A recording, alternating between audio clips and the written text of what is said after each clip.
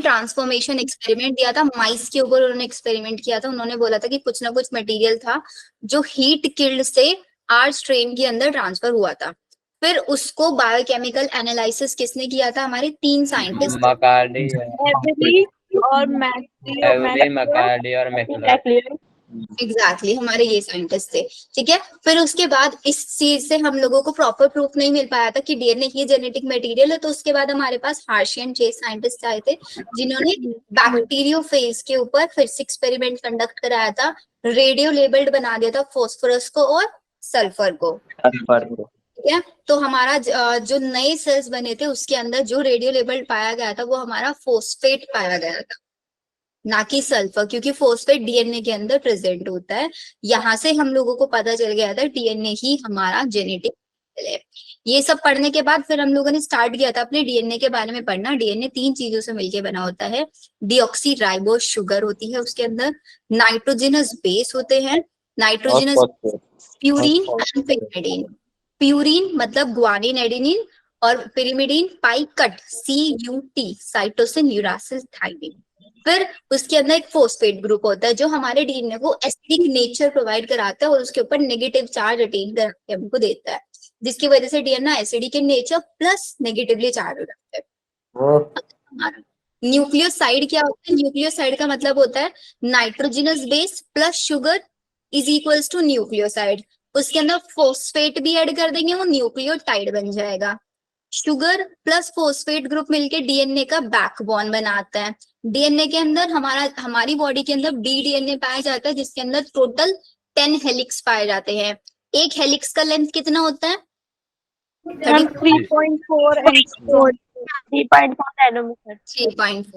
है ना। और अगर हम उसका सिर्फ 2 बेस पेयर्स के बीच की डिस्टेंस चेक करेंगे 0.34 नैनोमीटर, ये हो जाएगा हमारा। तो ये डीएनए का स्ट्रक्चर था हमारे पास। फिर इसके बाद हम लोगों ने पढ़ा था DNA application, semi conservative mode है। अच्छा, समझ में आ रहा है ना ऐसे रिकैप करने में? Yes ma'am. Semi conservative mode को थियोरेटिकली किसने दिया था? वॉटसन एंड क्रिक ने। एक्सपेरिमेंटली प्रूव किया था मेसेल्सन एंड स्टॉल ने ई कोलाई के अंदर। यूकैरियोटिक वीसिया फेबा प्लांट के अंदर टेलर साइंटिस्ट ने। वहां पे एक सेंट्रीफ्यूगेशन यूज किया गया था, caesium chloride density gradient centrifugation, जिसके बेसिस पे हम लोगों को एक्सपेरिमेंटली पता लगा था कि हमारे डीएनए के अंदर क्या होता है। मीडियम के अंदर हम लोगों ने एन हैवी आइसोटॉप लिया था, नाइट्रोजन हैवी आइसोटॉप। कैसे वो इनकॉर्पोरेट हो रहा था? मेरे को कभी 2 बेंड्स मिल रहे थे, कभी एक सिंगल हैवी बेंड मिल रहा था, एक लो एक हाई बेंड, ऐसे ऐसे हम लोगों ने पता किया था इसको।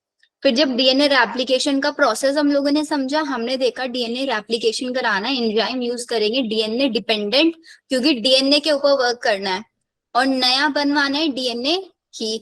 तो डीएनए डिपेंडेंट डीएनए पॉलीमरेज में कुछ डीएनए को अनवाइंड करने के लिए, उसके हाइड्रोजन बॉन्ड्स को ओपन करने के लिए हेलिकेज। हाइड्रोजन बॉन्ड ओपन हो गए तो वहां पे हम वो वापस से अपना ज्वाइन करने की कोशिश करेगा। तो मैंने प्रोटीन्स लगा दिए थे, सिंगल स्ट्रैंडेड बाइंडिंग प्रोटीन्स। ठीक है, टेंशन क्रिएट हुई थी उसके दोनों एंड्स पे, उसको करने के लिए टोपो आइसोमेरेज मैंने वहां पे यूज किया। ठीक है, फिर हमारे पास जो एंजाइम था डीएनए डिपेंडेंट डीएनए पॉलीमरेज खुद से काम नहीं करता, इसको हेल्प चाहिए किसकी?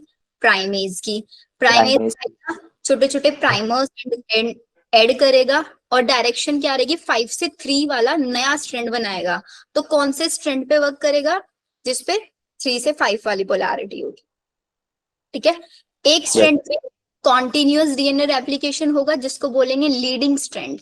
दूसरे वाले स्ट्रैंड पे डिसकॉन्टिन्यूअस होगा जिसको बोलेंगे, उसके ऊपर ओकाजाकी फ्रेगमेंट्स। ओकाजाकी फ्रेगमेंट्स को बाद में ज्वाइन कराएंगे डीएनए लाइगेज से।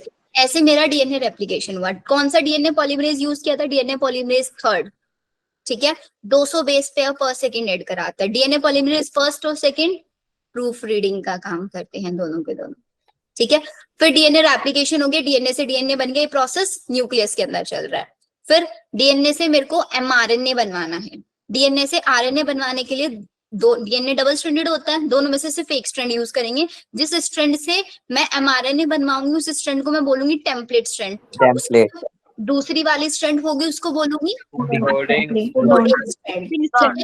टेम्पलेट जो स्ट्रैंड होगी वो मैक्सिमली 3 से 5 डायरेक्शन वाली होगी, क्योंकि मेरे पास जो एंजाइम है are DNA dependent RNA polymerase, देखो डीएनए पे वर्क कर रहे हैं, आरएनए बनवा रहे हैं, तो डीएनए डिपेंडेंट आरएनए पॉलीमरेज। ये भी जो नया स्ट्रैंड बनवाता है, जो एमआरएनए बनवाता है, वो 5 से 3 बनवाता है, तो कौन सी स्ट्रैंड यूज करेगा डीएनए की? 3 से 5 वाली। तो 3 से 5 वाली हमारी कौन सी स्ट्रैंड होगा? टेम्पलेट स्ट्रैंड होगा। ठीक है, उसके ऊपर भी प्रोमोटर साइट को चेक करेंगे, प्रोमोटर साइट इधर होगी, उधर से 3 वाला लेंगे हम लोग। प्रोमोटर साइट पे सिग्मा फैक्टर आके बाइंड करता है, तब मेरा पॉलीमराइजेशन स्टार्ट होता है। बीच में स्ट्रक्चरल जीन प्रेजेंट होता है। हमारे यूकैरियोट के अंदर सिर्फ एक स्ट्रक्चरल जीन होता है, इसलिए उसको मोनोसिस्ट्रॉनिक बोलते हैं। प्रोकैरियोट्स में बहुत सारे स्ट्रक्चरल जीन्स होते हैं, सिस्ट्रॉनिक, क्योंकि structural gene is also known as cistron. फिर आगे टर्मिनेटर साइट, टर्मिनेटर साइट पे कौन आके बाइंड करता है? हमारा रो फैक्टर, जिससे मेरा प्रोसेस टर्मिनेट हो जाता है, प्रोसेस स्टॉप हो जाता है। आरएनए पॉलीमरेज यहाँ पे डुअल फंक्शन परफॉर्म करता है, डीएनए की अनबाइंडिंग भी खुद कराता है और पॉलीमराइजेशन भी खुद करवाता है। मेरे पास बन गया हेट्रोन्यूक्लियर आरएनए, एचएनआरएनए बन चुका है। अब ये एचएनआरएनए इसको न्यूक्लियस से निकल के कहाँ आना है? साइटोप्लाज्म। लेकिन साइटोप्लाज्म में इसका दुश्मन है कौन? आरएनए। के लिए ये अपने अंदर 3 प्रोसेस करेगा। स्प्लाइसिंग, स्प्लाइसिंग में सारे इंट्रॉन इनएक्टिव पार्ट्स को रिमूव करेगा, एक्सोन्स को ज्वाइन करा देगा। आरएनए लाइगेज की हेल्प से एंजाइम यूज करेंगे स्प्लाइसोसोम। प्रोसेस याद है, एनिमेशन में दिखाया था? यस स्प्लाइसिंग के बाद कैपिंग, किस पोजीशन पे? 5th पोजीशन पे। 7 मिथाइल ग्वानोसिन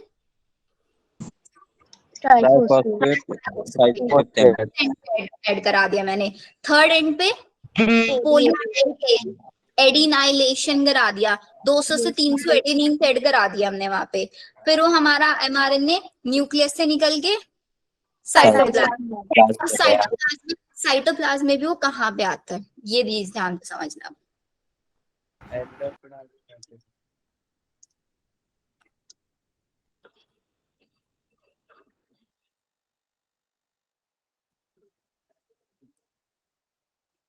मैम आपने स्क्रीन शेयर की हुई है? नहीं, अभी कर रही हूँ। नहीं,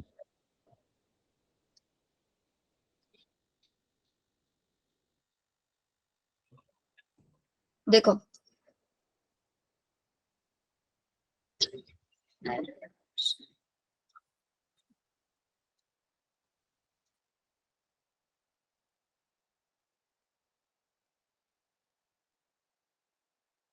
ये सेल है, ठीक है। मैम येलो कलर क्लियर नहीं दिख रहा, इस पे व्हाइट पे। मैम बाहर तो नहीं समझ आ रहा। ब्लैक कर दो। अब ठीक है, यस। यस मेरे पास न्यूक्लियस, इस न्यूक्लियस के अंदर भी मेरा डीएनए से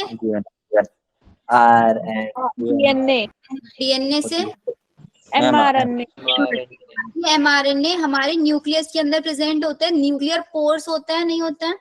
यस इन न्यूक्लियर पोर्स से निकल के कहाँ आएगा?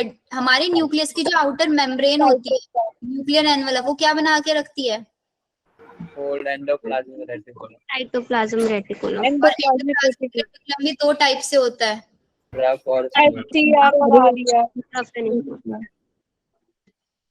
रफ वाले पे राइबोसोम प्रोटीन सिंथेसिस करते हैं। आरईआर और यस यार। Rough endoplasmic reticulum and the smooth endoplasmic reticulum. ये एमआरएनए निकल के यहाँ पे आएगा आरईआर के अंदर। आरईआर के अंदर इसको दिखेगा क्या? राइबोसोम के अंदर 2 यूनिट्स होती हैं,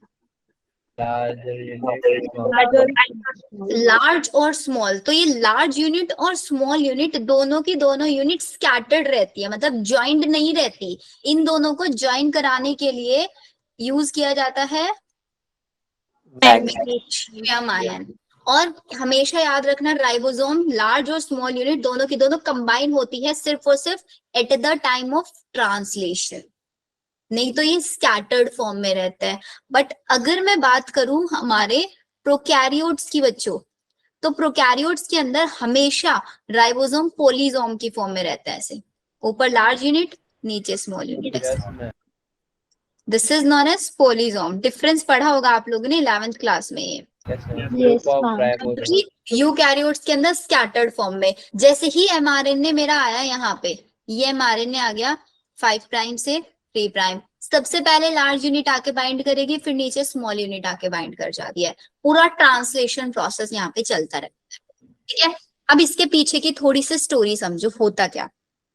हम लोगों ने क्लास 10 में बायोमोलिक्यूल चैप्टर में प्रोटीन पढ़ा है कि भाई प्रोटीन क्या होता है। एंजाइम होते हैं। Amino acids.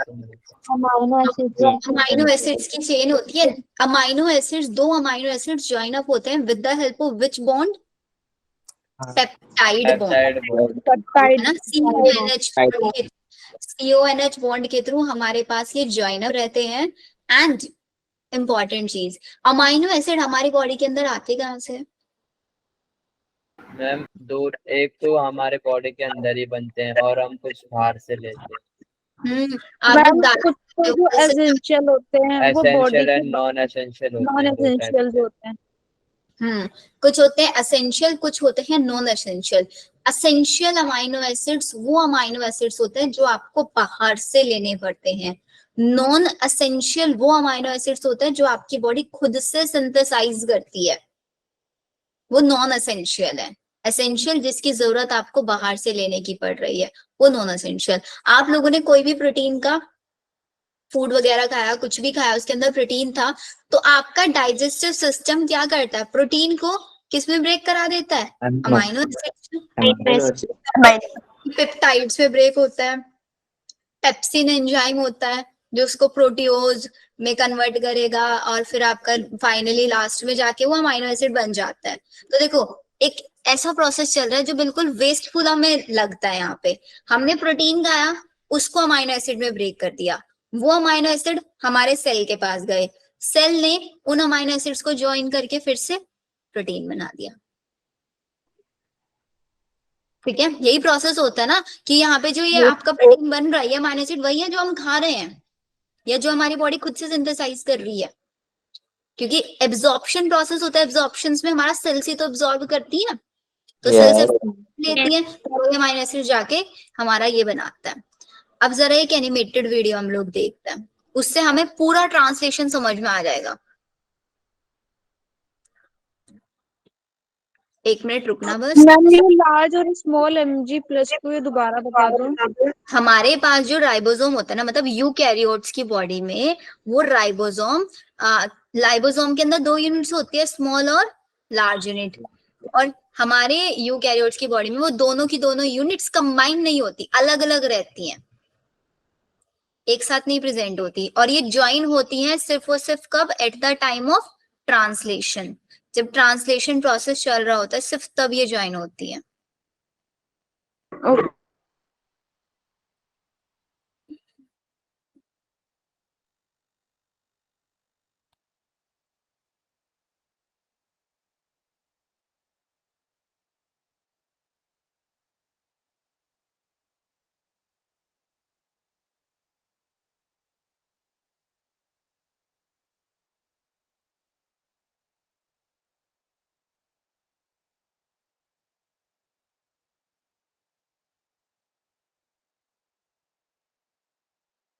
देखो लास्ट क्लास में जब मैंने आपको एक वीडियो दिखाया था, उस वीडियो को देखना, सिर्फ यहीं तक दिखाया था ना, यहाँ स्टॉप कर दिया था मैंने।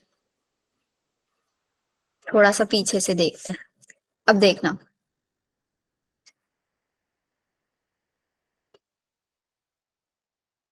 ये क्या न्यूक्लियर पोर के थ्रू बाहर निकल के आया है mRNA।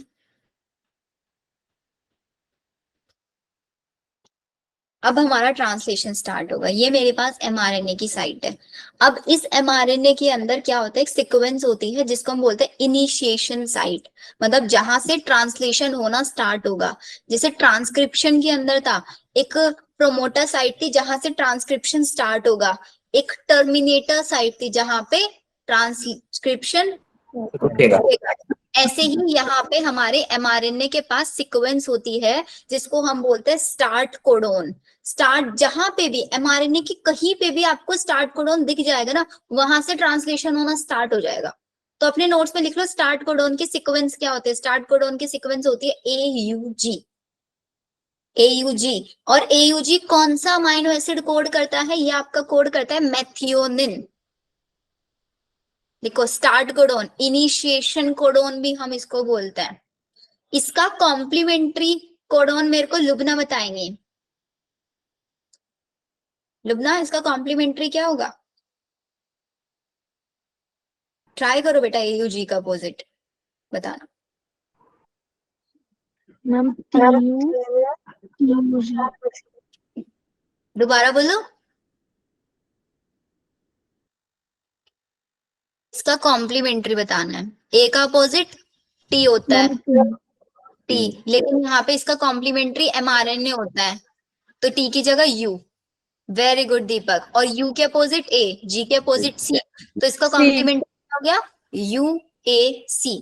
इसके ऊपर आके कौन बाइंड करेगा? जिसके पास कौन सी साइट होगी? UAC साइट होगी, वो आके इसके ऊपर बाइंड करेगा। ठीक है, फिर एक साइड में आपको दिख रहा है स्टॉप कोडॉन। तीनों स्टॉप कोडॉन के नाम लिखो, UGA, UAG and UAA।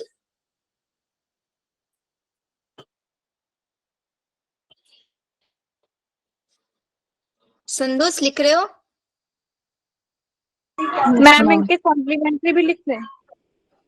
Stop codon के कोई भी कॉम्प्लीमेंट्री नहीं होते हमारी बॉडी के अंदर प्रेजेंट, इसीलिए इनको स्टॉप कोडॉन बोलते हैं, क्योंकि इनके एंटी कोडॉन्स ही नहीं है हमारे पास।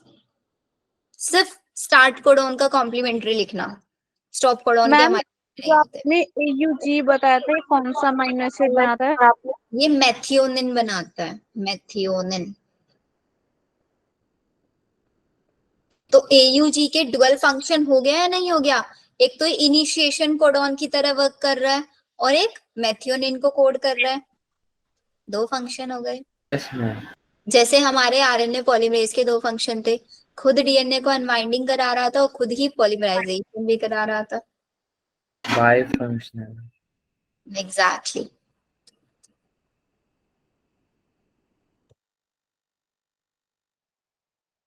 Done ma'am. हो गया ना? अब आगे देखो वीडियो का। स्टार्ट कोडॉन पहचान लिया हमने हमारे mRNA के अंदर का। स्टार्ट कोडॉन पहचानते ही उसके नीचे सबसे पहले स्मॉल राइबोसोम यूनिट आके बाइंड करेगी। स्टेप बाय स्टेप समझना। सबसे पहले स्मॉल राइबोसोम यूनिट आई, फिर मेरे पास आया tRNA। टी का मतलब क्या होता है? ट्रांसपोर्ट। RNA। ये क्या ट्रांसफर करता है? ये साइटोप्लाज्म से उठा के क्या लेके आता है? अमाइनो एसिड लेके आता है। Amino acid. कौन सा अमाइनो एसिड ये लेके आएगा? AUG जो अमाइनो एसिड कोड करेगा उस अमाइनो एसिड को लेके आएगा अपने पास। और इसके नीचे जो आपको 3 बेंड्स दिख रहे हैं ना, ये एंटीकोडॉन है, AUG का एंटीकोडॉन। तो tRNA के पास एक तो एंटीकोडॉन प्रेजेंट होगा प्लस अमाइनो एसिड को लेके आएगा।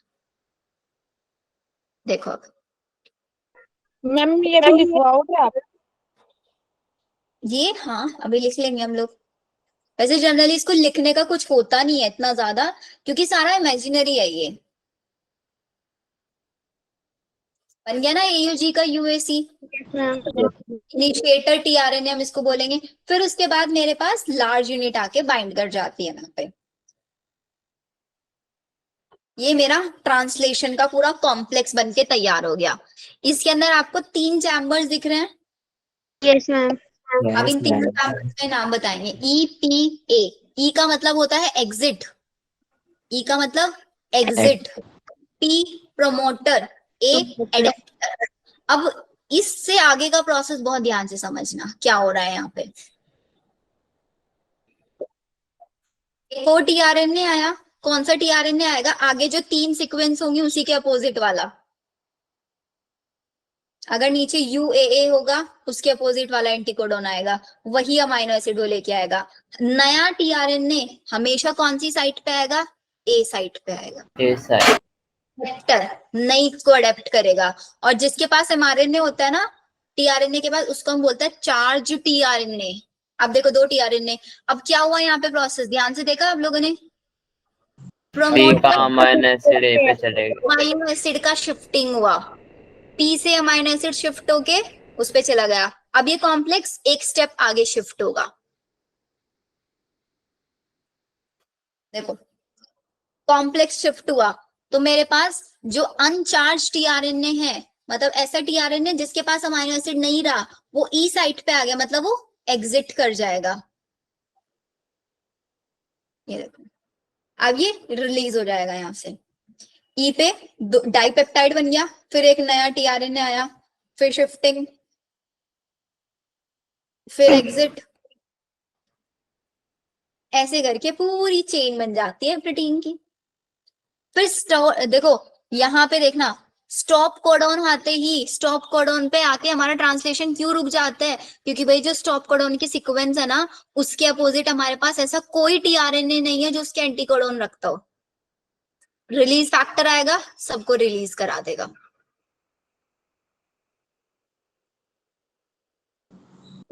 Yes ma'am. सब अलग अलग। एमआरएनए का काम फिनिश, एमआरएनए यहीं पे रीजनरेट हो जाएगा। ये हमारे पास पॉलीपेप्टाइड चेन बन गया जो अलग अलग बायोलॉजिकल कैरेक्टर्स को शो करेगा, हमारी बॉडी के अलग अलग ट्रेट्स को दिखाएगा। ये देखो प्रोटीन्स सेल से निकलेंगे, अलग अलग जगह पे जाएंगे, डिफरेंट डिफरेंट ऑर्गन्स के पास जाएंगे, अलग अलग बायोलॉजिकल कैरेक्टर्स बनाएंगे।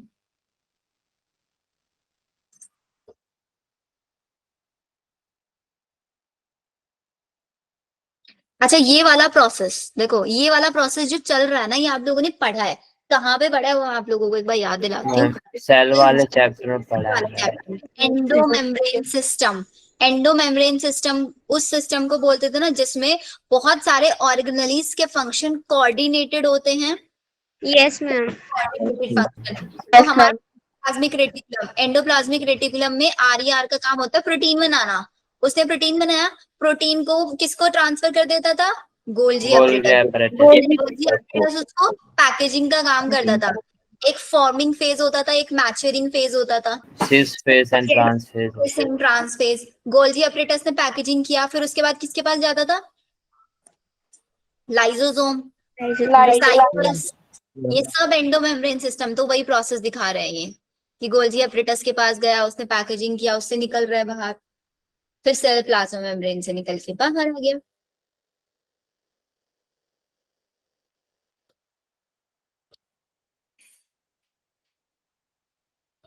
This is known as chemical digestion.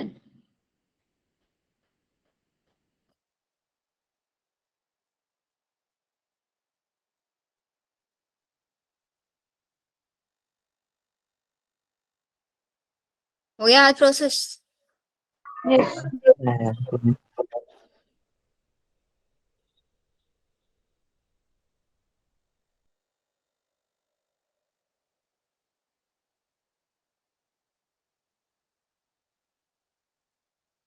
देखो ट्रांसलेशन के अंदर हम लोगों ने क्या क्या पढ़ा। ट्रांसलेशन एक प्रोसेस होता है, process of formation of amino acid का, जिसके अंदर पॉलीमराइजेशन कराते हैं। अमाइनो एसिड किस बॉन्ड के थ्रू ज्वाइन होता है, पेप्टाइड बॉन्ड के थ्रू। ठीक है, हमने 3 टाइप के एमआरएनए डिस्कस करे यहाँ पे, 3 टाइप के आरएनए, सॉरी एमआरएनए जो टेम्पलेट था, ठीक है, जिसके ऊपर sequence of amino acid coded form में प्रेजेंट थी।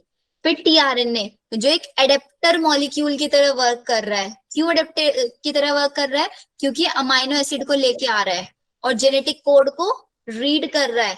उसके अपोजिट उसके अंदर क्या प्रेजेंट होता है, एंटीकोडॉन प्रेजेंट होता है। और आरआरएनए जो नीचे वाला large small unit large unit, these are the rRNA. RRNA कहाँ पे बनता है बच्चों,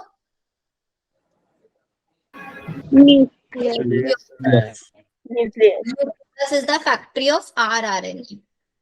ठीक है, फिर टीआरएनए को हम बोलते हैं एडेप्टर मॉलिक्यूल। हमारा क्रिक साइंटिस्ट थे जिन्होंने एडेप्टर मॉलिक्यूल की स्ट्रक्चर को सबसे पहले बताया था, जो अमाइनो एसिड को ब्रिंग करते हैं। It was known as soluble RNA, या फिर इसको हम एसआरएनए भी बोलते थे पहले, फिर बाद में इसका नाम टीआरएनए पड़ गया था। ट्रांसलेशन के अंदर क्या क्या स्टेप्स होता है? सबसे पहला स्टेप क्या होता है हमारे पास? मैम मेरा पीछे वाली साइड दिखाना। ये देखो,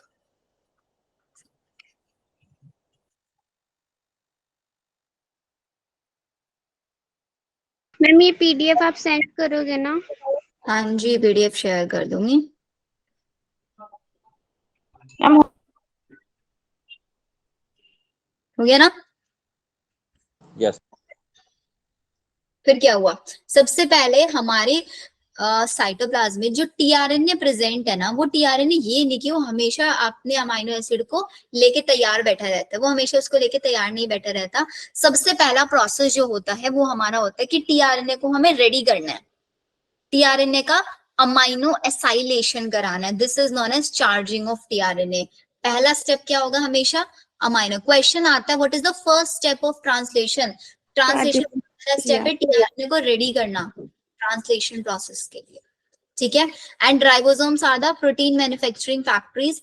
mRNA to protein translation begin with the process of mRNA, ये तो हम लोगों को पता है। ट्रांसलेशन भी हमेशा 5 से 3 डायरेक्शन में होता है। पेप्टाइड बॉन्ड फॉर्मेशन, ये भी हम लोगों को नहीं देखना ज्यादा।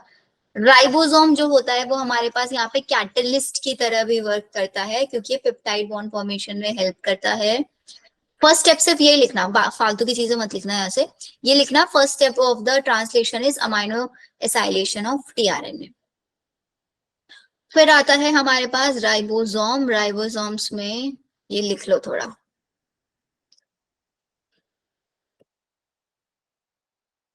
राइबोसोम बच्चों 2 टाइप के होते हैं ना, एक होता है 70S और एक होता है Yes, भी होता है।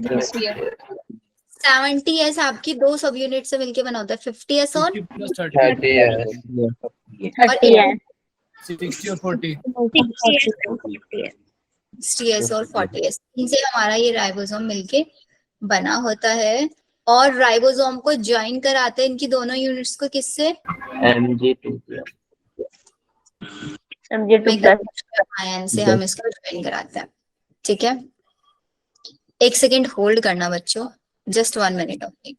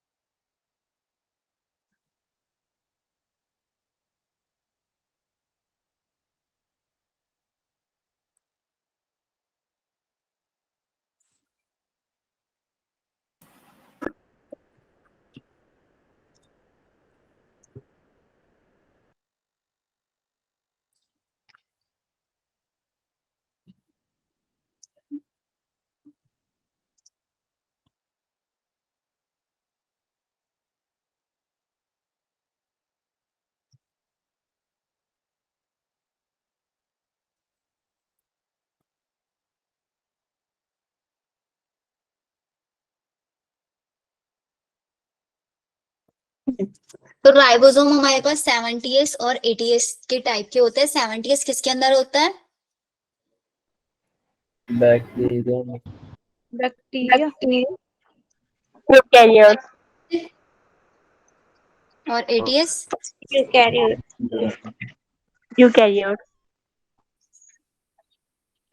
इतना हो गया। अब इसके बाद जो एक्टिवेशन वाला प्रोसेस हमें बता रहे थे ना, इसको थोड़ा सा ना मैं थोड़ा सिंप्लीफाइड वे में आप लोगों को लिखवा देती हूँ।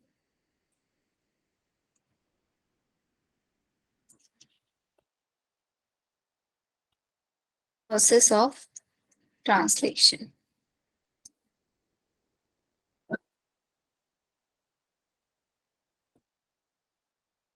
स्टेप 1 क्या था? Amino acylation of tRNA. उससे पहले भी एक और छोटा सा स्टेप होता है, activation of amino acid. TRNA को तो एक्टिवेट कराएंगे, उससे पहले हम अमाइनो एसिड को भी एक्टिवेट कराते हैं, ठीक है। लेकिन जो हमारी एनसीईआरटी ने दिया, एनसीईआरटी ने फर्स्ट स्टेप कंसीडर किया हुआ activation of tRNA, amino acylation of tRNA. तो हम क्या कराते हैं, जो मेरा अमाइनो एसिड है ना बच्चों, अमाइनो एसिड की रिएक्शन होती है एटीपी के साथ। मतलब एटीपी मॉलिक्यूल आता है, कहाँ से आएगा एटीपी? माइटोकॉन्ड्रिया से। अमीनो एसिड के साथ बाइंड करेगा और इस बाइंडिंग में हेल्प करेगा अगेन मैग्नीशियम आयन, एक कॉम्प्लेक्स बनवा देगा। क्या कॉम्प्लेक्स बनेगा? अमाइनो ए समझ रहे हो? Amino acid, Yes. Amino acid AMP enzyme complex ये बन जाएगा। एएमपी मतलब एडिनोसिन मोनोफॉस्फेट, ये ट्राइफॉस्फेट था, तो इसका मतलब 2 फॉस्फेट निकल के गए यहाँ से। Yes, ma'am. ये हमारे पास 2 फॉस्फेट निकल गए। अब ये जो मेरे पास कॉम्प्लेक्स बना, amino acid AMP enzyme complex, अब ये टीआरएनए से बाइंड करेगा। टीआरएनए से डायरेक्टली कभी भी अमाइनो एसिड बाइंड नहीं करता है। जब ये इससे बाइंड करेगा तो बाइंड करके बनाएगा अमाइनो एसिड टीआरएनए कॉम्प्लेक्स, और निकल क्या जाएगा एक्स्ट्रा वाला? एएमपी अलग हो जाएगा प्लस एंजाइम अलग रिलीज हो जाएगा। ठीक है, ये चीज मैंने आपको क्यों बताया, उसके पीछे रीजन ये था, क्वेश्चन आया हुआ था यहाँ पे, एंजाइम का नाम पूछा हुआ था कि इस रिएक्शन में कौन सा एंजाइम इन्वॉल्व होता है। तो एंजाइम हमारा इन्वॉल्व होता है अमाइनो एसाइल टीआरएनए सिंथेटेज।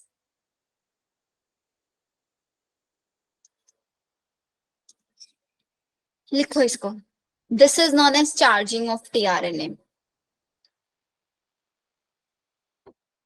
और अगर टीआरएनए की स्ट्रक्चर देखोगे, ऐसे स्ट्रक्चर होती है।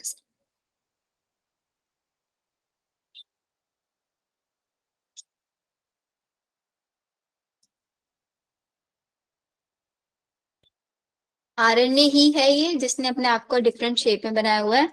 यहाँ पे इसके एंटीकोडॉन प्रेजेंट होता है, यहाँ पे आपका अमाइनो एसिड होता है।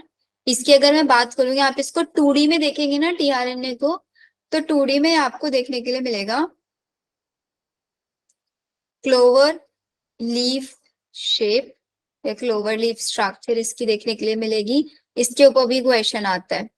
3D में आपको ये एल शेप देखने के लिए मिलेगा।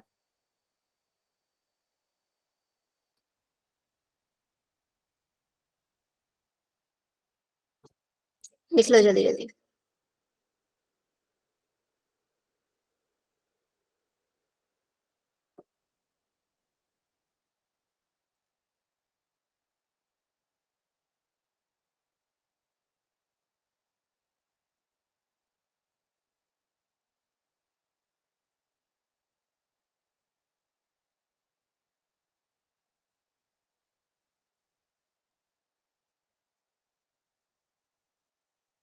मैम हो गया सबका?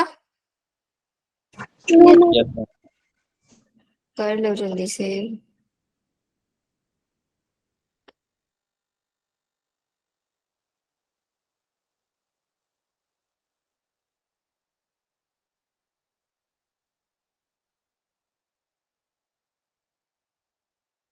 मैम हो गया। ये हुआ। अब इसके जो आगे के स्टेप्स हैं वो तो आप लोगों को बताइए। फिर स्मॉल यूनिट आएगा राइबोसोम का, फिर उसके ऊपर tRNA TRNA. And then Large unit. Large unit आएगा। उसके अंदर 3 साइट्स होती हैं। EP. एग्जिट। अब देखो टीआरएनए के बारे में क्या लिखा है। शेप ऑफ द टीआरएनए मैंने एल शेप का उसके आगे इन्वर्टेड और ऐड करना है। इन्वर्टेड एल एग्जैक्टली बोलते हैं उसको। टीआरएनए हर एक स्पेसिफिक अमाइनो एसिड लेके आता है, इसीलिए स्पेसिफिक इसको इनिशिएटर टीआरएनए जो एयूजी के अपोजिट वाला सीक्वेंस लेके आएगा। हमारे पास कोई भी टीआरएनए नहीं है स्टॉप कोडॉन के लिए, इसलिए वहां पे हमारा प्रोसेस स्टॉप हो जाता है। एंटीकोडॉन ग्रुप है जिसके पास कॉम्प्लीमेंट्री कोड प्रेजेंट होता है एमआरएनए का। एक अमाइनो एसिड एक्सेप्टर आर्म है, एक आर्म जिसके ऊपर अमाइनो एसिड बाइंडेड रहता है अकॉर्डिंग टू द कोडॉन, कि ये कोडॉन है, इसको ये अमाइनो एसिड कोड कर रहा है। ठीक है, ये पूरा प्रोसेस इन्होंने बता दिया। डीएनए का डीएनए रेप्लिकेशन, फिर ट्रांसक्रिप्शन हो रहा है, एंड देन हमने प्रोटीन का सिंथेसिस करवाया। रेगुलेशन अभी नहीं पढ़ना है आपको। इतना हमने पढ़ लिया। फिर इसके बाद एक क्वेश्चन इसके ऊपर आता है बच्चों, अनट्रांसलेटेड रीजन्स के ऊपर। ये अनट्रांसलेटेड रीजन्स क्या होते हैं ये समझ लो। किसी का पेंडिंग तो नहीं रह गया ना लिखना? मैंने स्लाइड जल्दी जल्दी चेंज कर। 5 प्राइम 3 प्राइम। सपोज यहाँ पे मेरे पास सीक्वेंस है AUG और यहाँ पे सीक्वेंस है UAA। इसके इधर भी तो बहुत सारे कोड्स होंगे या नहीं होंगे, या न्यूक्लियोटाइड्स होंगे, तो इनको कोड कराएगा क्योंकि प्रोसेस तो यहां से यहां चलेगा सिर्फ। इन रीजन्स को हम बोलेंगे अनट्रांसलेटेड रीजन्स, जो हमारे कहाँ पे प्रेजेंट होंगे? On the left side of AUG और on the right side of. of UAA. इसके ऊपर क्वेश्चन आ जाता है व्हाट इज अनट्रांसलेटेड रीजन, तो यही लिख देना, all the regions at the right side of AUG and the left side of AUG and the right side of UA। क्योंकि जो हमारा स्टॉप कोडॉन और स्टार्ट कोडॉन के बीच वाला पार्ट होता है सिर्फ वही कोड होता है, उसी का ट्रांसलेशन होता है। This is start codon and this one is stop codon. Codon. लिखो जल्दी जल्दी।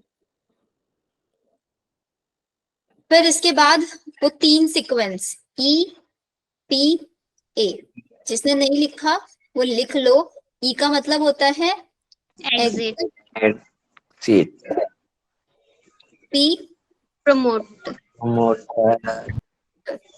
A Adapt. लिख लो।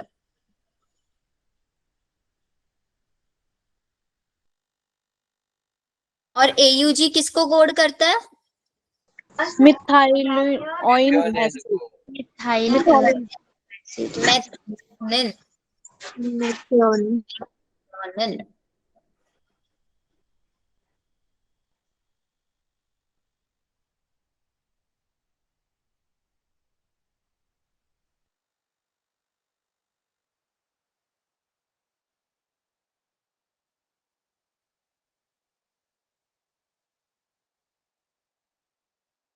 हो गया?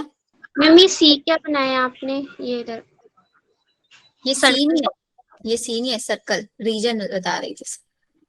रीजन इधर वाला जो रीजन है सारा, ये अनट्रांसलेटेड रीजन। ये मिले अनट्रांसलेटेड रीजन।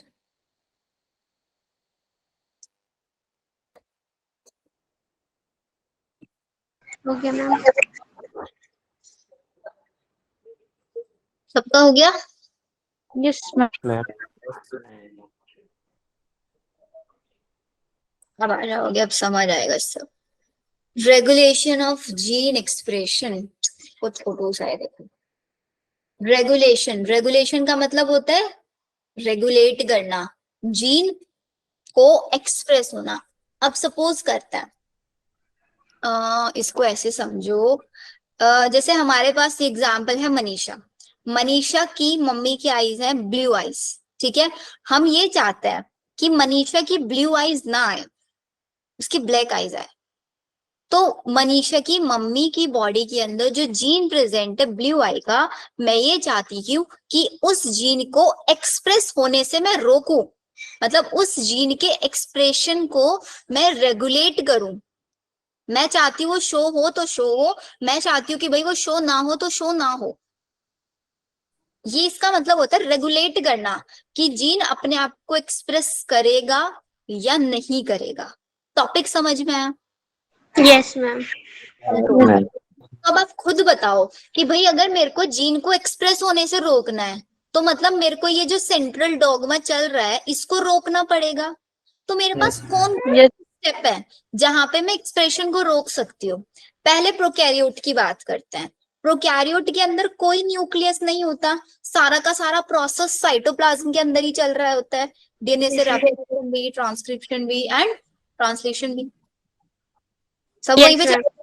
तो इसका मतलब और पता है प्रोकैरियोट के अंदर एक स्पेशल चीज क्या होती है, हमारे यूकैरियोट्स के अंदर तो क्या होता है कि भाई न्यूक्लियस के अंदर डीएनए से डीएनए रेप्लिकेशन चल रहा है, ट्रांसक्रिप्शन चल रहा है, फिर उसको स्प्लाइसिंग, कैपिंग, टेलिंग ये सब करा के न्यूक्लियस से निकल के बाहर आना पड़ेगा, होता है, टाइम कंज्यूमिंग होता है थोड़ा।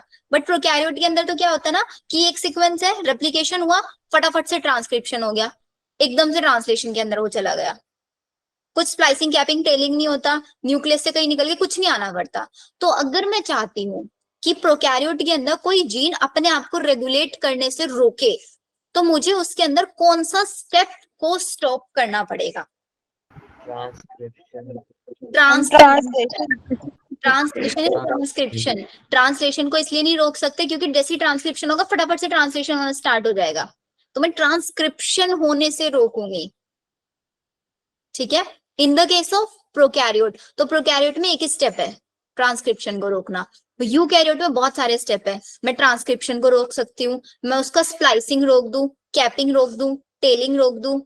एक और इम्पोर्टेंट चीज, जैसे कि हमारा एमआरएनए न्यूक्लियस से निकल के साइटोप्लाज्म में आया, तो पहले हमारे एमआरएनए की को चेक किया जाता है कि भाई उसके अंदर स्प्लाइसिंग हो रखा है या नहीं हो रखा है, कैपिंग हो रखा है या नहीं हो रखा है, इसको बोलता है प्रोसेसिंग, एमआरएनए की प्रोसेसिंग करना। अगर हमारे प्रोसेसिंग के टाइम पे ये पाया जाता है कि एमआरएनए के अंदर कैपिंग, टेलिंग नहीं हो रखा है, तो उस एमआरएनए का कभी ट्रांसलेशन नहीं होगा, क्योंकि आरएनए ने उसके कुछ ना कुछ स्ट्रैंड को आके डाइजेस्ट कर ही दिया होगा, कहीं ना कहीं उसके अंदर कुछ ना कुछ चेंजेस वो लेके आया होगा। तो अगर एमआरएनए का स्प्लाइसिंग, कैपिंग, टेलिंग नहीं होगा, क्वेश्चन भी आ सकता है ऐसा स्टेटमेंट बेस्ड बना के, तो उसका कभी ट्रांसलेशन नहीं होगा। सॉर्टेड ये वाला पॉइंट भी सबको? तो मतलब यूकैरियोट के केस में मेरे पास काफी सारी चीजें हैं, काफी सारे स्टेप्स है जिसके बेसिस पे मैं कंट्रोल कर सकती हूँ। जैसे कि at the time of primary transcript, मतलब जब ट्रांसक्रिप्शन प्रोसेस चल रहा है, मैं तब प्रोसेस को रोक सकती हूँ, तब मतलब उसको रेगुलेट कर सकती हूँ। जब उसके अंदर प्रोसेसिंग या फिर स्प्लाइसिंग चल रहा है तब, या फिर उसको एमआरएनए को साइटोसोल में आने से रोक दूं, ट्रांसपोर्टेशन उसका रोक दे, या फिर हम उसका प्रोटीन सिंथेसिस रोक दें। 4 स्टेप्स हो गए ये मेरे पास, ठीक है। ये तो ऐसे प्रोसेस है जिनको हम मैकेनिकली रोक सकते हैं। कुछ ऐसी चीजें भी होती है, इन्वायरमेंट, फिजियोलॉजिकल फैक्टर्स और मेटाबॉलिक कंडीशन, जो किसी भी जीन के एक्सप्रेशन को कंट्रोल करती है।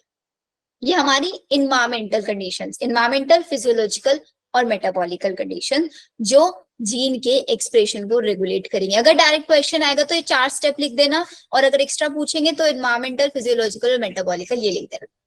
Yes ma'am. ठीक है। प्रोकैरियोट्स के अंदर ही बताया, जीन ऑफ एक्सप्रेशन सिर्फ कब हम कंट्रोल कर सकते हैं, at the initiation of transcription. अब आता है हमारे पास बहुत important process, this is lac operon. Lac operon को मैं अपने वे से समझाऊंगी आप लोगों को। देखो,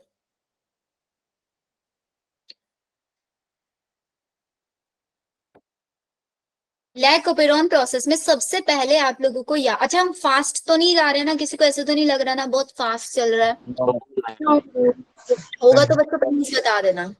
लैकोपेरॉन जो होता है उसको किसने डिस्कवर किया था, किसने दिया था ये प्रोसेस?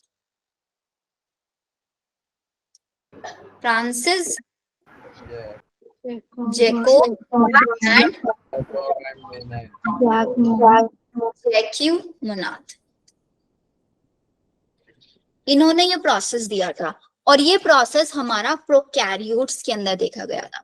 इसको सिंपलेस्ट तरीका ये होता है देखो समझने का, इसका एग्जाम्पल क्लास का एग्जाम्पल लेते हैं। अब सपोज करो कि बाय चांस कल ऐसा हो कि मैं एब्सेंट हो जाऊं, क्लास लेने ना हो, तो क्या आप लोग क्लास में आके बैठोगे? नहीं तो अगर क्लास में टीचर नहीं आएगी तो बच्चे भी नहीं आएंगे, क्योंकि भाई टीचर नहीं है तो बच्चों की भी कोई जरूरत नहीं है। अगर क्लास में कल ऐसा हो कि भाई आप सबके सब गायब हो जाओ, मास्क बंद कर लो, तो टीचर भी नहीं आएगी। नहीं आएगी मैम। तो आ जाएंगे। अगर हमें क्लास को सक्सेसफुली रन कराना है तो टीचर और स्टूडेंट दोनों का होना जरूरी है। Yes ma'am. स्कूल में इसलिए होता है क्योंकि वहां पे और भी टीचर्स है ना, ऑप्शंस है। अगर किया जाए। एक भी टीचर ना हो तो क्या करोगे स्कूल जाके? इवन बच्चे तो करते हैं भाई, टीचर पहले बता देते हैं कि मैम कल एब्सेंट रहेंगे, बच्चे जाते ही नहीं है फिर स्कूल अगर उनको फेवरेट मैम टीचर। हमको लाते हैं, मैम हमारे 100% अटेंडेंस है मैम और उस दिन क्लास तो में 120 भी हो 6 to जाती है, 12। बाहर के बच्चे ही बुला लाते हैं, वहां जाओ बैठो चल के। बेटा 100% अटेंडेंस 12th में कभी नहीं हो पाएगी, अब रख लोगे एंड में जाके अटेंडेंस को डिप कराने। इवन मैं तो बोलती हूँ भाई बच्चों स्कूल में मत जाना, एक बार सिलेबस पूरा हो जाएगा, स्कूल से परमिशन ले लो और घर बैठ के पढ़ाई करो। एग्जाम के टाइम छुट्टी ले लेंगे हम लोग। बस छुट्टियां मैम लो। मेरी आदत ही नहीं मैम घर पे रहने की, स्कूल में रहने की आदत ज्यादा है। बेटा स्कूल मैम में हमारे पढ़ाई साथ तो ऐसा होता है, हम ही कैसे है? छुट्टी मार लेते हैं पूरी क्लास और फिर टीचर हमें डांटती है अगले दिन। मैम पूरी क्लास छुट्टी मार लेती है। होता है बेटा, वो तो चलता है, लेकिन परसों स्कूल तो में मैम मैं अकेला गया था, मैं क्यों झूठ बोलूं, बारिश हो रही थी ना मैम। बेटा इतना कभी नहीं है, बताया तो मैंने आपको, नीट क्रैक करने के लिए पूरे 6 महीने भी नहीं है हमारे पास। मैम मैम पता है स्कूल में जाके पढ़ो ना तो बच्चे सब मतलब पीछे ही पड़ जाएंगे, कहेंगे पढ़ती रहती है पढ़ती रहती है पढ़ती रहती है। मेरे तो दिमाग खराब कर देते हैं मेरी क्लास के बच्चे। वो मैं स्कूल में एक प्लस पॉइंट है कि अगर जो नहीं आता वो पूछ लो सर से, या फिर अलग भी बैठ जाते हैं ना पढ़ने के लिए, तो कोई टोकता नहीं है। ऐसे कहीं बाहर चले जाओ, लाइब्रेरी में बैठ जाओ, या फिर bio lab, physics lab. School में जाना सिर्फ तब वर्थ है अगर आप जाके बैठ के पढ़ाई कर रहे हो। Yes yes ma'am. Ma'am. Formality के लिए तो मैं कभी नहीं बोलती भाई, फॉर्मेलिटी इवन बच्चे फॉर्मेलिटी के लिए जाते हैं 12th क्लास में, क्योंकि बच्चे यस कहीं ना कहीं कोचिंग क्लासेस ले रखते हैं, अगर कोचिंग क्लासेस है तो वो स्कूल में सीरियसली नहीं पढ़ते। 3 छुट्टी है आज तक टोटल, बेटा दीपक छुट्टियां बढ़ाओ अपनी, मैम ठीक है? 6 से 12 तक इसकी 3 ही छुट्टी है। क्या करता है मैम ये डेली आके? मैम मेरी 100% है 6 to 12। क्या मिलेगा बेटा 100% अटेंडेंस करा के? Nice ma'am. कुछ मिल जाएगा? मैम कोई कुछ अवार्ड नहीं मन नहीं मिलेगा। लगता मैम।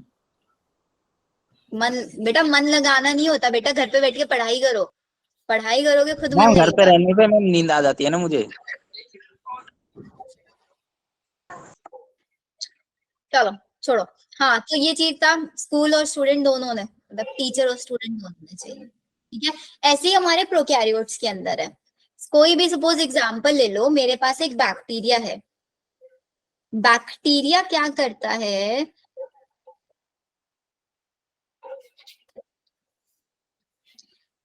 इसके बाहर मीडियम में प्रेजेंट है लेक्टोज, ठीक है? लेक्टोज क्या है? एक डाइसेकेराइड है ना। Yes ma'am. लेक्टोज को ब्रेक करने के लिए मेरे को एक एंजाइम की जरूरत पड़ती है, बीटा बीटा बीटा गैलेक्टो। गैलेक्टोसाइडेज। ये इसको ब्रेक करा देता है किसमें? Pluto. Glucose plus galactose. Glucose plus galactose, ठीक है? तो यहाँ पे जो टीचर है वो तो लेक्टोज है और बीटा गैलेक्टोसाइडेज स्टूडेंट्स है।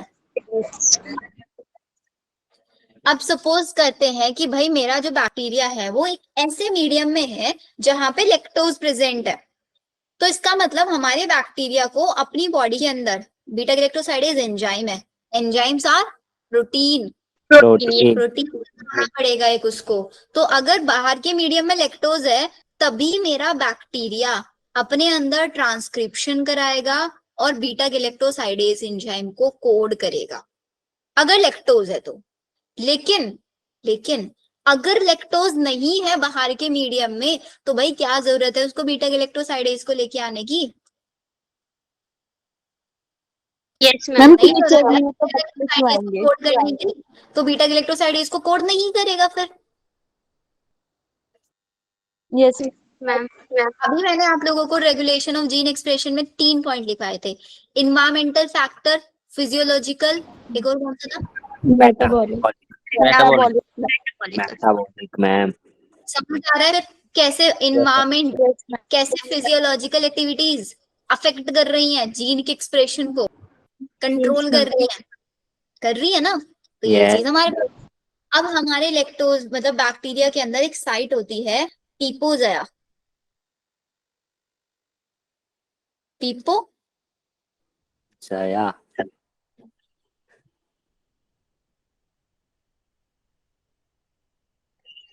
मैम ये साइट ऐसी है, कोड वर्ड है? बेटा ये नाम दे रखे हैं इन्होंने ऐसी कोडिंग्स, जे फ्रांसिस जेकोब मोनार्ड साइंटिस्ट थे, इन्होंने दिए थे नाम, पीपोज ऐप। ठीक है, अब क्या होता है देखो, बाहर के मीडियम में सपोज करते हैं हम लैक्टोज प्रेजेंट है, तो क्या होगा हमारे पास, जो ये मतलब आरएनए पॉलीमरेज एंजाइम आएगा, आरएनए पॉलीमरेज आएगा, पीपो साइट पे बाइंड करे, मतलब P P for promoter, P for promoter. Promoter, O for operator, operator, A. Inhibitor, ये दूसरे वाला भी प्रोमोटर ही होता है। ठीक है, तो प्रोमोटर साइट पे आके आरएनए पॉलीमरेज बाइंड करेगा। ये जो इनहिबिटर साइट है ना, इसका काम होता है ये अपने अंदर से कुछ प्रोटीन्स रिलीज करता है जिसको हम बोलते हैं रिप्रेसर। अब ये रिप्रेसर्स क्या करते हैं, इनहिबिटर, मतलब ये नेचुरली चलता रहता है प्रोसेस, इनहिबिटर निकलेगा और ऑपरेटर साइट को जाके ब्लॉक कर देगा। ऐसे इनहिबिटर रिलीज हुए, इनहिबिटर रिप्रेसर रिलीज हुए, ऑपरेटर को ब्लॉक कर दिया। आरएनए पॉलीमरेज आगे गया, ऑपरेटर से आगे नहीं जा पाएगा ना, बिकॉज ऑपरेटर साइट ब्लॉक है। ऑपरेटर साइट ब्लॉक है तो इसका मतलब मेरे पास बीटा गैलेक्टोसाइडेज नहीं बन पाया। क्यों? क्योंकि मेरे पास ये ZYA क्या है, ये स्ट्रक्चरल जीन है, these are the structural gene, जिसमें जो मेरे पास Z है ये कोड करता है कौन से को, ये बीटा गैलेक्टोसाइडेज एंजाइम को कोड करता है। Y हमारा कोड करता है बीटा गैलेक्टोसाइडेज परमेज।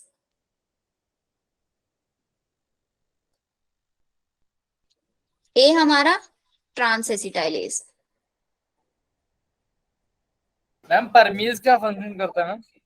परमीज बेटा परमिट करता है एंट्री को, कि लैक्टोज की एंट्री, परमिएबिलिटी को बढ़ाता है। Okay ma'am. तो क्या हुआ यहाँ पे, प्रोमोटर साइट पे आरएनए पॉलीमरेज बाइंड करेगा, इनहिबिटर से इनहिबिटर्स निकलेंगे, ऑपरेटर साइट को जाके ब्लॉक कर देंगे, आरएनए पॉलीमरेज आगे जाके जया को कोड नहीं कर पाएगा। अब ये मैं क्यों समझा रही हूँ आप लोगों को, ये मैं इसलिए समझा रही हूँ, अभी मैंने टीचर स्टूडेंट वाला कॉन्सेप्ट बताया कि भाई एनवायरमेंट मेटाबॉलिक प्रोसेस कंट्रोल करता है, तो करते कैसे हैं, कोई मैजिक तो हो नहीं जाता है, कुछ तो उसको कुछ ना कुछ तो उसके पीछे प्रोसेस होगा ना, जिसकी वजह से आउटर मीडियम में लैक्टोज है तो बीटा गैलेक्टोसाइडेज बन रहा है, आउटर मीडियम में लैक्टोज नहीं है तो बीटा गैलेक्टोसाइडेज नहीं बन रहा है। उसके पीछे का मैकेनिज्म समझा रही हूँ, मैकेनिज्म। ठीक है, तो ध्यान से सुनना अभी बिल्कुल। तो हमारे पास इनहिबिटर्स निकले, ऑपरेटर को उन्होंने ब्लॉक कर दिया, कोई बीटा गैलेक्टोसाइडेज नहीं।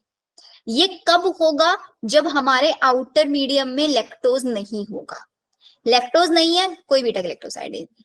अब आपके मन में एक क्वेश्चन आएगा, तो मैम अगर गैलेक्टोज होगा तो वो बचाएगा कैसे, तो कैसे बीटा गैलेक्टोसाइडेज बनवाएगा, आ रहा है क्वेश्चन?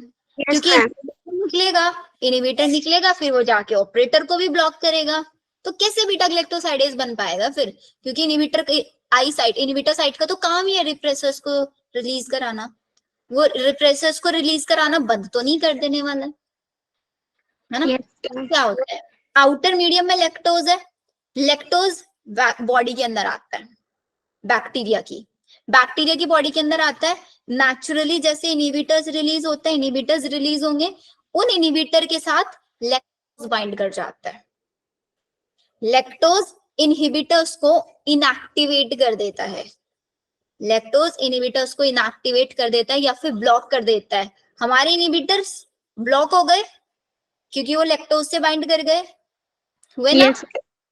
हमारा आरएनए पॉलीमरेज जाएगा, जया को ब्लॉक करेगा। तो अगर आउटर मीडियम में लैक्टोज होगा तभी इनहिबिटर्स ब्लॉक होंगे, तभी बीटा गैलेक्टोसाइडेज बनेगा। आउटर मीडियम में लैक्टोज नहीं होगा तो इनहिबिटर ब्लॉक भी नहीं होंगे और हमारा ऑपरेटर साइट पे बाइंड कर जाएंगे और हमारी जया कोड नहीं हो पाएगी, बस।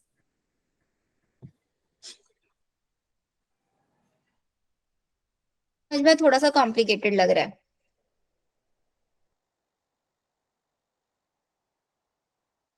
बताओ जल्दी से।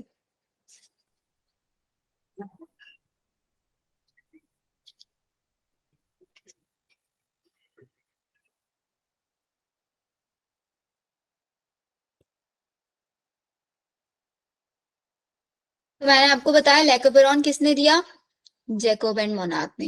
यहाँ प्रोसेस को फिर से समझ लो। आई साइट है इनहिबिटर। जब मेरे पास इंड्यूसर नहीं है, व्हाट इज इंड्यूसर? मीडियम में लैक्टोज नहीं है, यहाँ से रिप्रेसर निकलेगा और रिप्रेसर जाके ऑपरेटर साइट को ब्लॉक कर देगा। Repressor bind to the operator region और प्रिवेंट करेगा आरएनए पॉलीमरेज को ट्रांसक्राइबिंग द ऑपेरॉन साइट को। लेकिन जब मेरे पास बाहर की मीडियम में लैक्टोज होगा, इंड्यूसर होगा, तो यहाँ से इनहिबिटर निकलेगा, उस इनहिबिटर से इंड्यूसर बाइंड कर देगा, जिसकी वजह से रिप्रेसर इनएक्टिव हो जाएगा। और ये इनएक्टिव हो जाएगा, ऑपरेटर साइट को कोई ब्लॉक नहीं कर रहा है, तो मेरे पास जया जेड बना लेगा बीटा गैलेक्टोसाइडेज, वाई परमिएज, ए ट्रांसएसिटाइलेज। मतलब ट्रांसक्रिप्शन होगा पहले एमआरएनए बनेगा, फिर ट्रांसलेशन से हमारे एंजाइम्स कोड हो जाएंगे। Okay ma'am. चलो, एंड ऑपेरॉन क्या होता है? ये नाम जो दिया गया ऑपेरॉन, ऑपेरॉन कितने स्ट्रक्चरल जीन, बहुत सारे स्ट्रक्चरल जीन्स प्रेजेंट होता है। Operon is the cluster of genes, इसको हम बोल देते हैं ऑपेरॉन। ठीक है, यही पूरी इन्होंने कहानी लिखी हुई है। लैक्टोज एक सबस्ट्रेट है और बीटा गैलेक्टोसाइड है, also regulate the gene expression. ये इंड्यूसर की तरह काम करता है लैक्टोज। लैक्टोज और एलोलैक्टोज दोनों वर्क कर सकता है, इसके अलावा और कोई वर्क नहीं करेगा इंड्यूसर के जैसे। रिप्रेसर बाइंड कर देता है, इनएक्टिवेट कर देता है, फिर पॉलीमरेज जो होता है प्रोमोटर रीजन का एक्सेस कर देता है, ट्रांसक्रिप्शन करा देता है। रिप्रेसर के थ्रू जब होता है, इसको नेगेटिव रेगुलेशन हम बोल देते हैं। बताओ, लैगोपेरॉन डन सबका? Okay ma'am. एक और चीज समझो,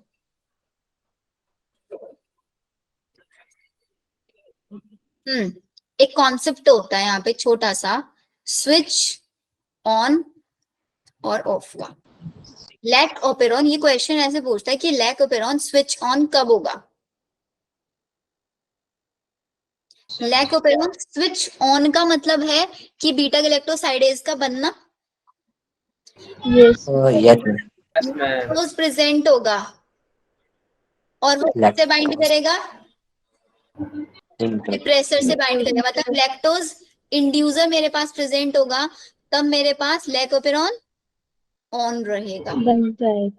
ट्रिक याद रख लेना लायन, जब लैक्टोज प्रेजेंट होगा as a inducer, it will make the lac operon switch on, और जब लैक्टोज नहीं होगा तो हमारा लैकोपेरॉन स्विच ऑफ रहेगा। गुंजन ने लिखा है वंस मोर। गुंजन समझ नहीं आया? आ गया मैम, वो बहुत पहले लिखा था। चलो, टीआरएनए हमारा हो गया है पूरा, ट्रांसलेशन हो गया है, this one done. Genetic codon कल पढ़ाऊंगी। म्यूटेशन पे आ रहा हूँ। म्यूटेशन मैंने आप लोगों को प्रिंसिपल ऑफ इनहेरिटेंस चैप्टर में बताया था। पॉइंट म्यूटेशन क्या होता है, फ्रेमशिफ्ट म्यूटेशन क्या होता है। म्यूटेशन का मतलब एक सिंगल न्यूक्लियोटाइड के अंदर चेंज आना, है ना? पूरी पूरी फ्रेम चेंज हो जाती है, तो point mutation. And point mutation का example sickle cell anaemia. Sickle cell anaemia कैसी डिसीज है? मैम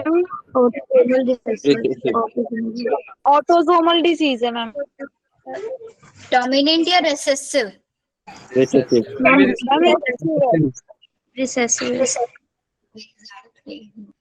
और कौन कौन सी मैंने ट्रिक बताई थी ना आप लोगों को, सारी ऑटोसोमल रिसेसिव की। Yes ma'am. क्या थी ट्रिक?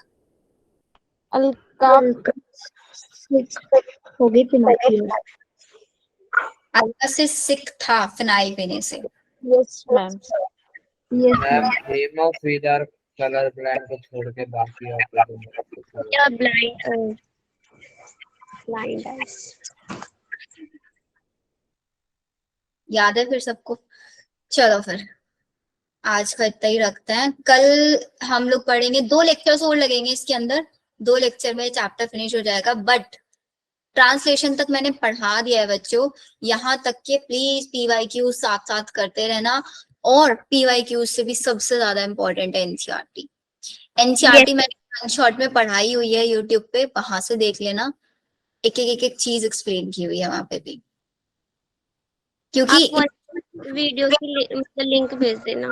लिंक शेयर कर दूंगी, वो देख लेना। बिकॉज इसकी जो NCERT है ना बच्चों, इतनी ज्यादा इंपॉर्टेंट है कि उसकी हर एक लाइन से क्वेश्चन बनता है, हर एक लाइन से, और हर एक लाइन से कहीं से भी क्वेश्चन आ सकता है। कोई डिफिकल्ट वर्ड नहीं लगेगा, एक सिंगल वर्ड भी आपको डिफिकल्ट नहीं लगेगा। इवन जितना हमने पढ़ा है ना, उससे कुछ एक्स्ट्रा पॉइंट से सीखने को मिलेंगे, डायरेक्टली समझ में आ जाएंगे। मैम ये जो स्लाइड पे इतना सारा लिखा है, ये हमें अपनी मैम। कॉपी में नोट करना पड़ेगा? ना सब नहीं लिखना है, जितना समझ में आया उसको अपनी लैंग्वेज में लिख लो बस। Yes ma'am. मैम जो टेलीग्राम पे आपने उसका BSc नर्सिंग का जो मैम पेपर भेजा है मैम, उसका केमिस्ट्री का नहीं आता? BSc नर्सिंग, बेटा केमिस्ट्री भी है उसमें? नहीं है मैम, फिजिक्स और बायो भेजिए साहब आपने। Let me check. मैम उसमें अलग अलग पेपर होते हैं, मतलब मैम। एक ही साथ नहीं होते सारे? मैम मेरा ना नेट नहीं चल रहा, मैं लीव कर दूं क्या? बेटा बस हो गया है क्लास फिनिश, एक बार बस अटेंडेंस, एक बार पहले मैं अटेंडेंस ले लेती हूँ। जितने लास्ट क्लास में थे सारे वही होंगे ना स्टूडेंट्स, तो कोई अलग नहीं होंगे। मैम मेरी लगा देना। हाँ मैं आप ही की लगा देती हूँ पहले। मैम विवेक कुमार दो। मैम टेस्ट में एक क्वेश्चन था सोनोग्राफी का मैम। अल्ट्रासोनोग्राफी का मैम। सोनोग्राफी का मैम। कल वो मैम कल लीव कर दूं? मैम आंसर हाँ लीव कर दो बेटा।